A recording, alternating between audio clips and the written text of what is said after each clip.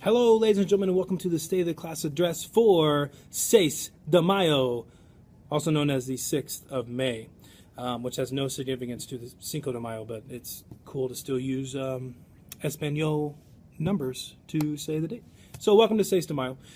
Today is Friday, and in case you didn't already know that, which is pretty much the best day of the week. Yeah, pretty much is. This week we started off with the Silk Road. Actually, no, right before that we finished up our Black Death stuff from last Friday. We did a simulation over the Black Death. We chose out beans. We got infected with the Black Death. People died from the Black Death and cholera, and we had to walk around them. It was pretty awesome. It's usually one of the highlights of the year for the kids. Lots of fun. And we wrapped it up by making a postcard on Monday to send back to someone in our family that talked about the symptoms of the Black Death and how it affected all of Europe and killed from 1/3 to 1/2 of people, which is pretty crazy. And it was really neat to see how they, on their journey, how they took the Black Death from one place and then continued to infect all the other towns around them.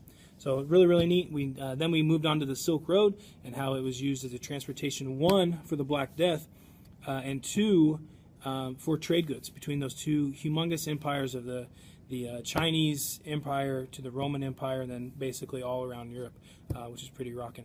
They were to become a thing along the Silk Road, maybe a rock, a tree, maybe a directional sign as we go, as you know, you went along the route, something along those lines. One of the coolest ones I saw was a piece of sand.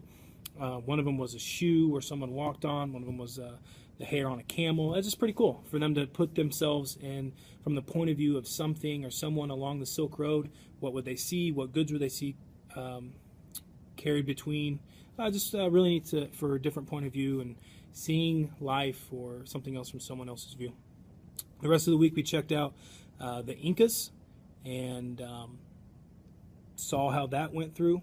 And we do towards the end of the year we do a very small unit on South America. We talk about all the countries, and then we kind of get into the Incas. We do a little bit with Mayans, just as some quick review, because they'll talk a little bit about that next year. So it's just good to a little heads up on it, and some of the civilizations there, which included people doing human sacrifices and eating guinea pigs, which doesn't really seem that good, you know.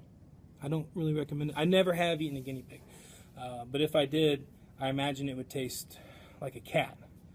I've never eaten a cat either, so I'm not really sure what it would taste like. Next week, looking forward. Next week will be all about reviewing for the final exam. The final exam will take place on Monday, May 16th.